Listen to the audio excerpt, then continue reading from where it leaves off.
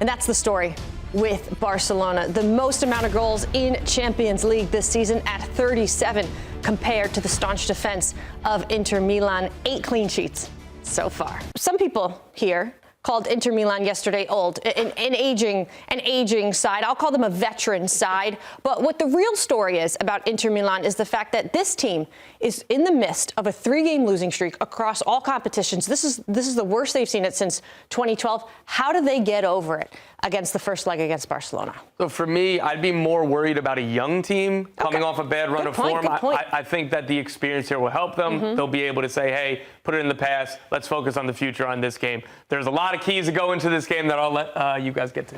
Yeah, well, there's a lot to chew on here. But before I get into it, I want to hear what you have to say, Nico. Yeah, listen, it's a huge matchup. This is ginormous for both of these teams.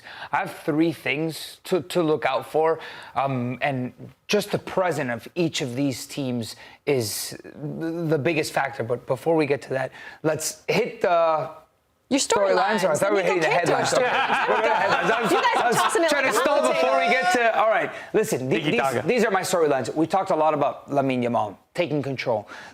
He's 17 years old. Let's see if he can continue to be that guy. I have faith that he can, and he very well might be the guy that takes this Barcelona team to win a Champions League final. So the way that he takes control in a match, it's almost to the point where it's unstoppable. You can do so much, but if he decides to take control like Messi in his heyday, there's nothing you could do about it.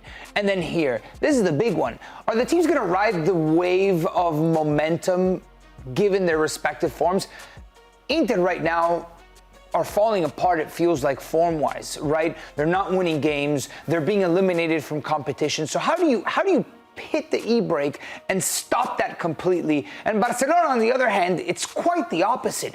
They're winning the title. They're filled with confidence. The locker room believes that they can win el triplete more than ever.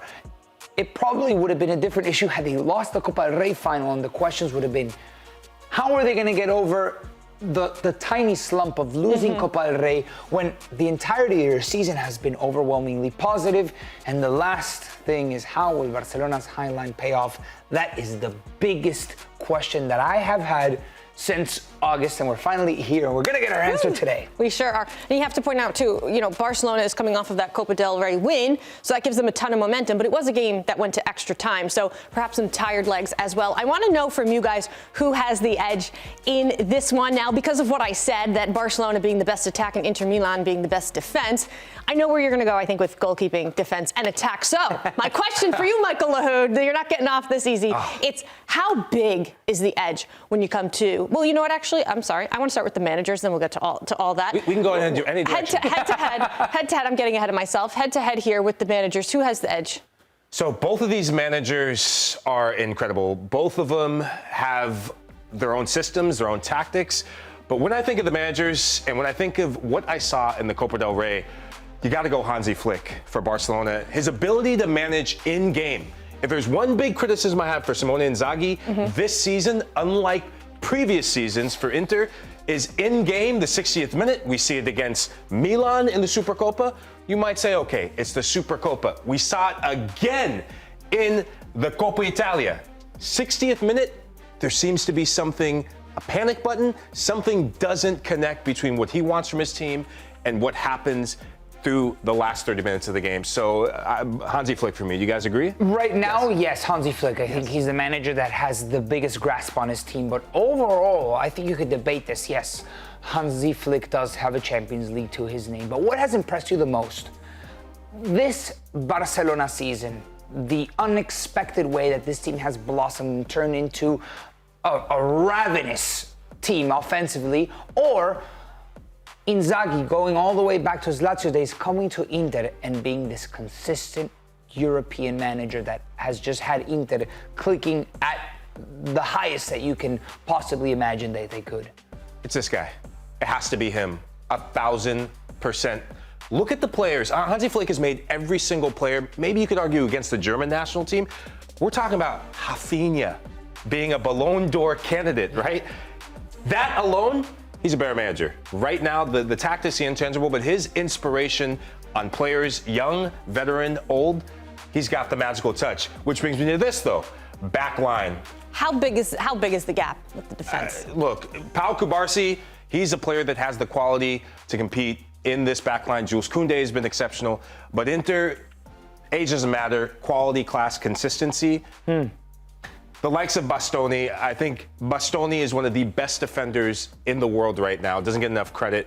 But the Edge, if Inter are going to have a chance in this, their back line needs to be more watertight that we saw in the league phase and not the back line we've seen in the last, say, 3 matches. You know what the Inter defense has that the Barcelona defense doesn't have? The Barcelona defense is going to die by their high line, right? And they've done it really well. And Cubarsi is sensational.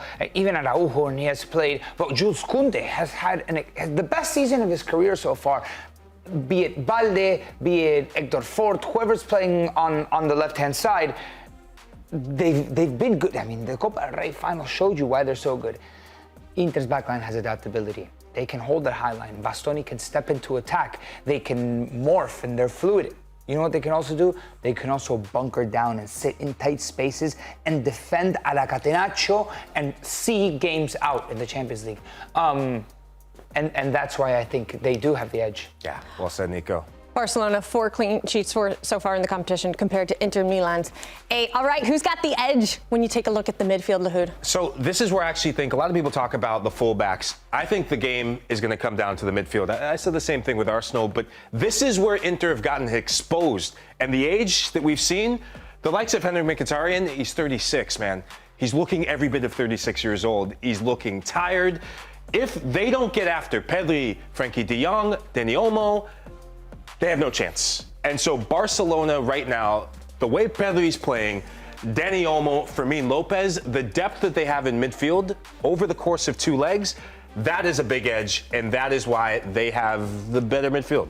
Tom, you're doing a good job. I just got to say, dancing around Lahoud over there. You're just overlapping run. I'll fill this space. We're on the same wavelength. I think this Inter's midfield, what they need to do is pressure Frenkie de Jong against the ball. If you're just letting them play the ball, then you're not exposing any of his weaknesses, and this team will pass you to death. What they need to be a little bit more proactive, they need to be able to keep the ball and put Frenkie de Jong in particular on his heels and make him defend in transition. Yeah, this Inter side is going to have to do a lot of work off the ball, the midfield specifically, because with the ball, they're sensational. Off the ball, counteracting what Barcelona gives you is going to be quite the battle. But Barcelona as well, there's going to be times that they're going to have to be chasing. And this one's easy, the attack. We know it's Barcelona, but how wide is the gap between Barcelona and Milan? If Thuram wasn't playing, Grand Canyon. Okay. Right? Marcus Thuram, he just makes it a bit tighter, but the genius of Lamine Yamal, the form of Raphinha, and Ferran Torres is playing out of his mind right now. I would have thought no Lewandowski, big problem, but momentum. In attack, momentum is everything for attacking players, so Barca have the edge. Lewandowski out, of course, with a hamstring injury in this one. We do not yet know his status for leg 2. Finally, the intangibles. Look, Inter, they have a system, they have that rugged nature, they have set pieces on their side, but Barcelona, you're giving me the look, Nico. I think Barcelona, their biggest intangible, when you have matches coming very thick and fast, and both these teams are going to have matches in short rest time, being young, that is your biggest intangible. The ability to recover, I don't care if they played 100 and whatever minutes, when you're 17 years old to 21 years old, this bounce back ability of being durable for Barcelona, it's the exact opposite of what we've seen from Inter this season, and I think that'll put them over the edge.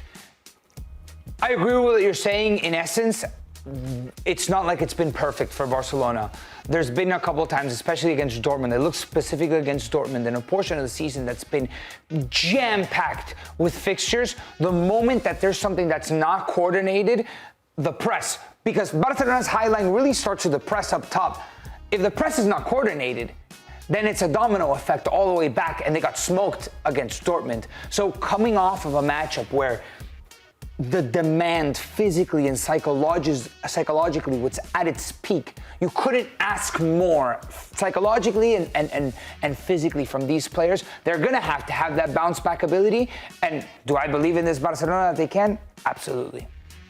Yeah, well, now we get to the lineups right here, and as I said before, a lot of focus. You know, the Benjamin Pavard, the injury, that was untimely. We saw it the weekend. So Jan Bisek, who I think he's serviceable. He's actually had a poor season by his standards from what we saw last season. That's going to be a big matchup because he has Raphinha, the pace to go up and down with him. Denzel Dumfries being back.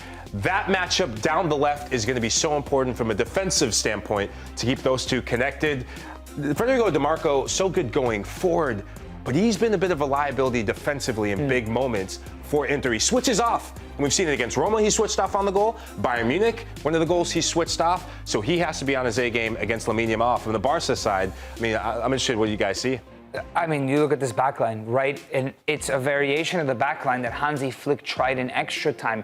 And I said Hector Ford as left back. I meant to say Gerard Martin, although Hector Ford is now the backup left back. Inigo Martinez played left back towards the end of the game. And this is what it looked like. And it didn't play out so poorly for Barcelona. So given the fact that maybe Inigo Martinez gives you a little bit more on the defensive side with Dumfries bombing forward, perhaps with a couple of wide players going towards that zone, it wouldn't be a bad shout to perhaps play one of your center backs as left back. Who goes on to the final, Tom?